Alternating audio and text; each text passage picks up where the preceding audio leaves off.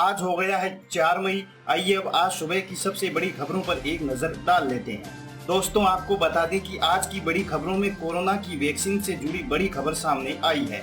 इसके अलावा मोदी सरकार आज से सबके खातों में 500 रुपए भेजने जा रही है। आप इस रकम को कब और कैसे खाते से निकाल पाएंगे, इस बारे में हम आगे विस्तार से जानेंगे। इसके अलावा लॉकडाउन में छूट को लेकर भी बड़ी खबर सामने आई है।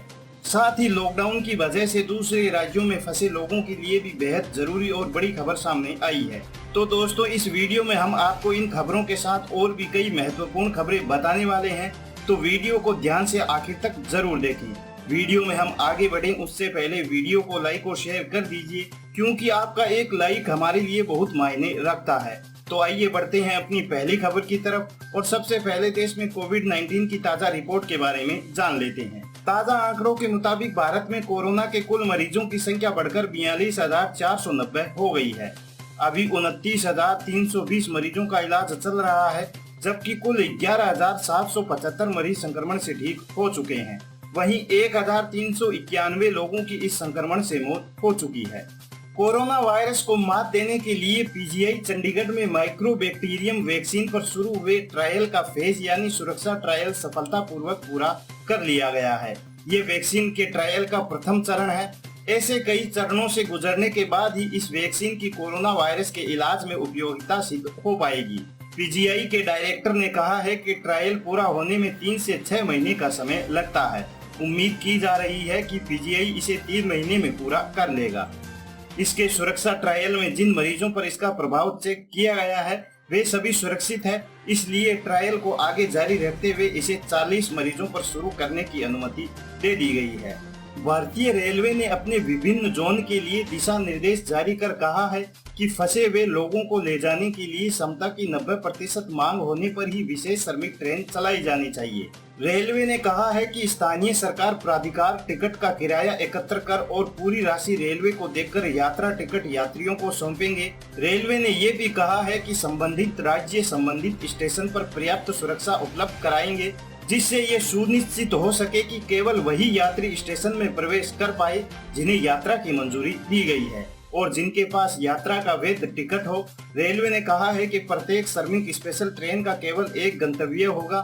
ये ट्रेन बीच में नहीं रुकेगी। सामान्य तौर पर श्रमिक स्पेशल ट्रेन 500 किलोमीटर से अधिक दूरी के लिए चलेगी।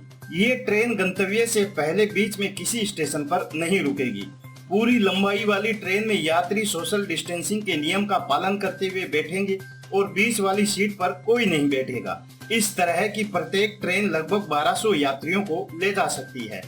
कोरोना वायरस से बचाव के लिए देश भर में लगाए गए लॉकडाउन के कारण इंजीनियरिंग और मेडिकल में दाखिला लेने वाले छात्र भी परेशान हैं। छात्रों के बड़े वर्ग को इस बात की चिंता सता रही है कि जेईई मेन और नीट परीक्षा कब होगी।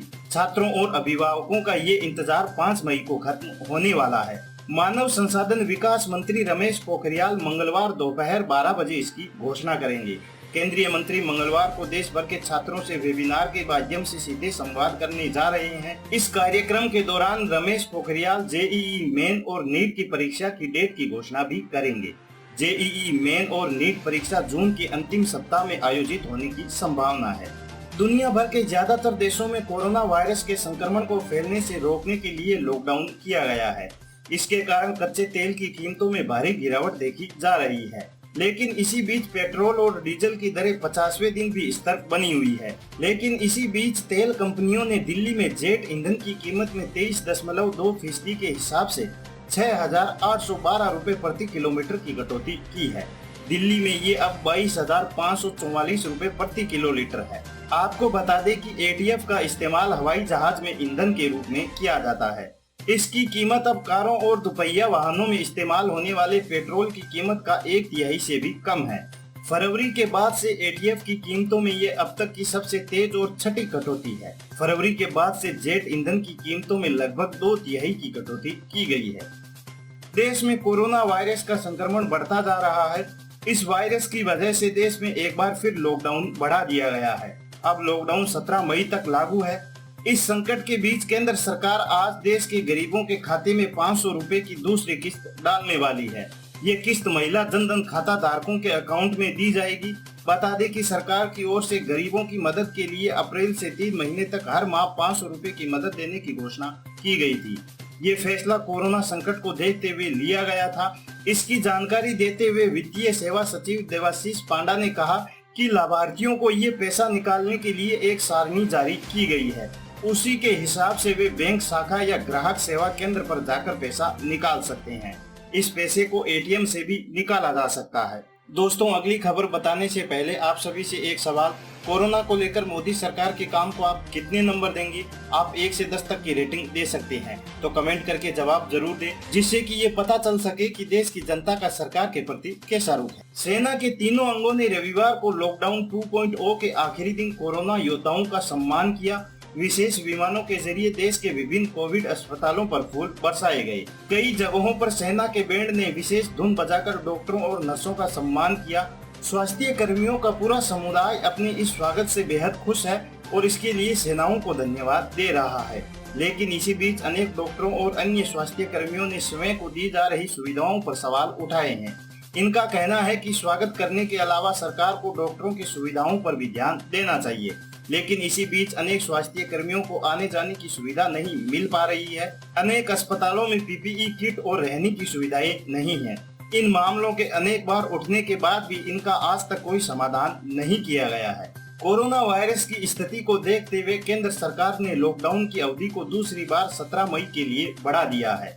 इस दौरान सरकार ने लॉकडाउन के नियमों में कुछ रियायत देने का भी फैसला किया है। इन रियायतों के बाद दिल्ली की जनता को बड़ी राहत मिलने की उम्मीद है। दिल्ली सरकार के गृह मंत्री सत्येंद्र जैन ने बताया कि दिल्ली के सभी जिले कोरोना की चपेट में हैं, इसलिए पूरी राजधानी ही रेड जोन है।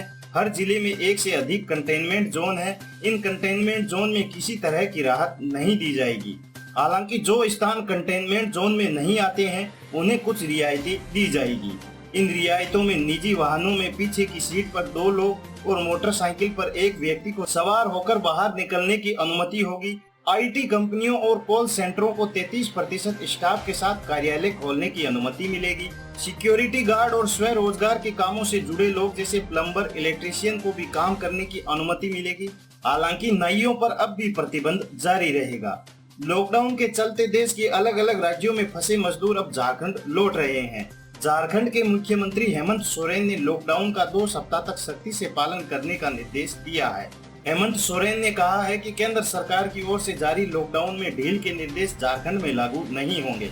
हेमंत सोरेन ने कहा कि हमारे श्रमिक भाई बहन, छात्र छात्राएं व अन्य लोग विभिन्न राज्यों से अपने घर आ रहे हैं, इसलिए एहतियात के तौर पर झारखंड राज्य में अगले 2 सप्ताह तक लॉकडाउन लागू रहेगा। केंद्र सरकार द्वारा लॉकडाउन में छूट को लेकर दिए गए निर्देश फिलहाल झारखंड में लागू नहीं होंगे।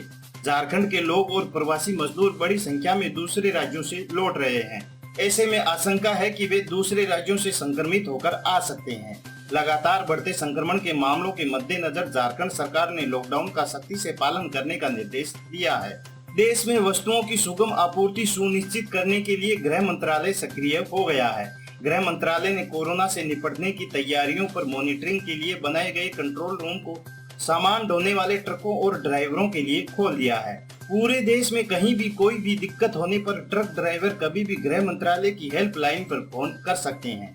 उनकी समस्याओं को दूर करने के लिए सड़क परिवहन और राजमार्ग मंत्रालय के अधिकारी को कंट्रोल रूम में नियुक्त किया गया है। गृह मंत्रालय के एक वरिष्ठ अधिकारी ने कहा है कि लॉकडाउन के दौरान समस्याओं को दूर करने के लिए चालू किए गए 1930 हेल्पलाइन नंबर को ट्रक चलाने वालों और ट्रांसपोर्टरों के लिए भी खोल दिया है।